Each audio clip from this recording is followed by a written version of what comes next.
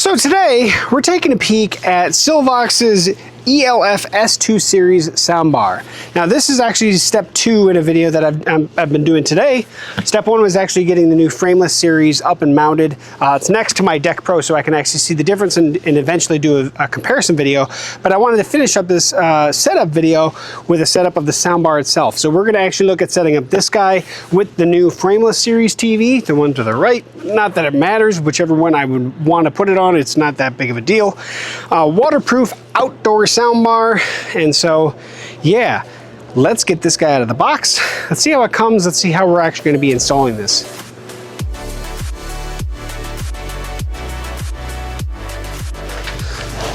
Okay, so we got the box here and just have some tape to cut through. That should be everything that's there. We have a couple mounts, some styrofoam to stick back in the box. So in here, instructions and power supply. Let's see what we got here. HDMI cable, optical audio cable, some mounts of some kind, USB cable and RCA cable, 2 batteries, remotes in the back of this packet here. And then of course the actual soundbar itself, which did have this guy here in there. I'll have to figure out what that is too. Okay. Oh, they're just plugs for the different ports, because there's a coaxial audio port. That's where this came out of, it fell out of. Just seals it up. So there's a seal for coaxial audio, optical audio, HDMI eARC audio, and USB power apparently. And then obviously the power plug for AC power. Now you can set this, if you have a ledge or something, you can set this on the ledge. There are some brackets that come with it. These 2 silver brackets, a couple more brackets. I wonder if they have it set where it automatically mounts to the bottom of the TV. That'd be interesting. Okay, so in the user's manual, we're actually going to see that the mounting pieces do mount directly to the back of the TV. So these 2 arms here, there's one that says left, one that says L for left, R for right. There are 2 holes on each side of the TV. Those 2 holes on the bracket mount to the TV, and then the 1 hole in the back mounts to the soundbar itself. So essentially we should, because of these bottom pieces, mount these on the TV first, and then bring the soundbar, mount the soundbar, and then get it connected. So that should make it fairly simple. Okay, so just in from the outside edge, this is the frameless model. We have these 2 holes, and there are 2 identical holes on the other side. That is where these brackets actually mount. Makes it real simple. And so depending on your model of TV is where it's going to be indicated, because it's going to be the same distance apart on each one. Also here on the Deck Pro 2.0, same holes in the exact same location. Okay, so I'm gonna go ahead and put these brackets on. So this one is the right bracket, which if I'm facing from the front of the TV, this is the right side of the TV.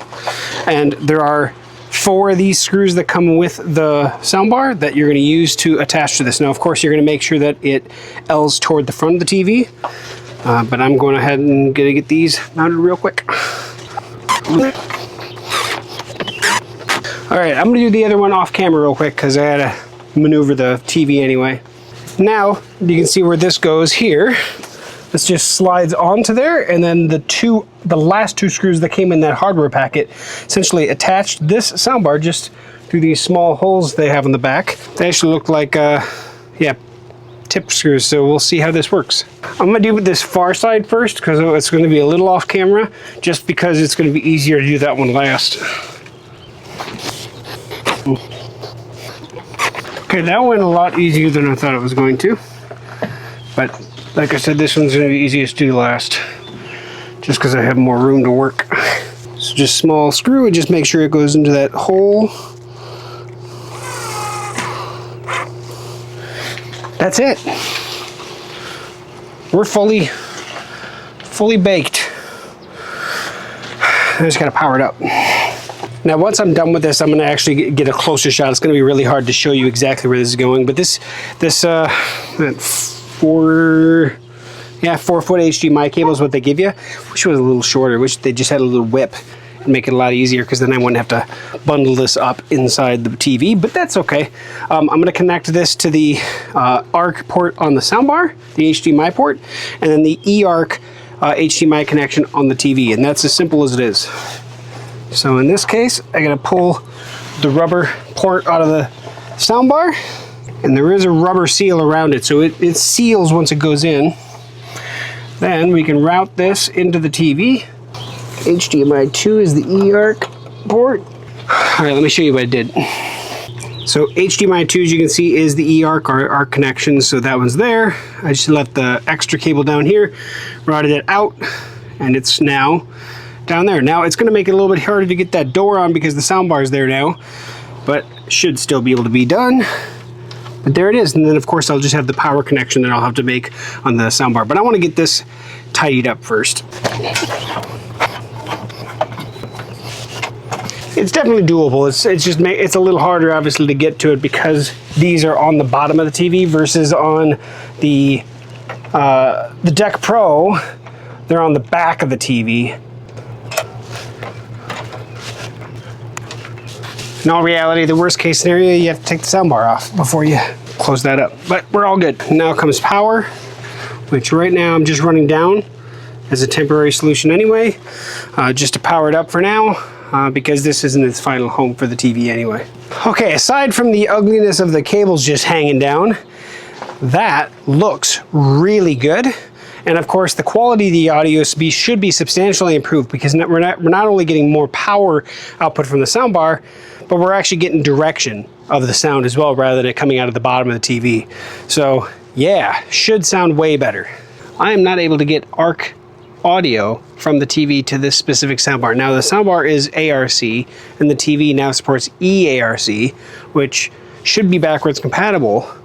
I did turn CEC control on the TV as well. I'm just not getting it to get the handshake, and I don't know if I have to just power cycle everything down again.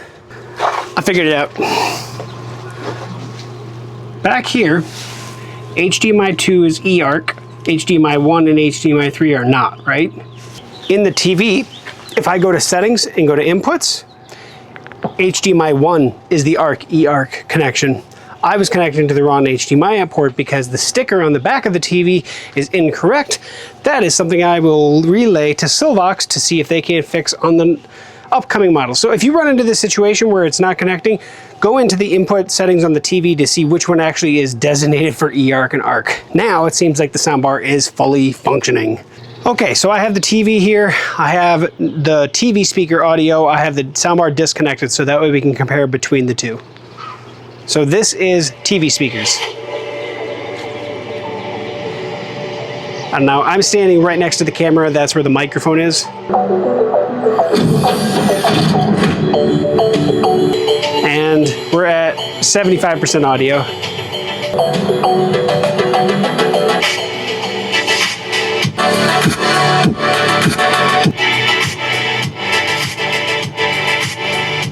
So directional audio, way better. I think I have to take the bass down a little bit because, and of course in all reality, you're not going to be playing it that loud. The TV speakers, you almost needed it that loud to really hear it, especially over the pumps.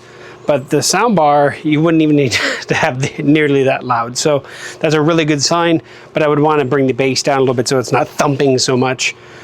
And that's because we don't have a subwoofer, right?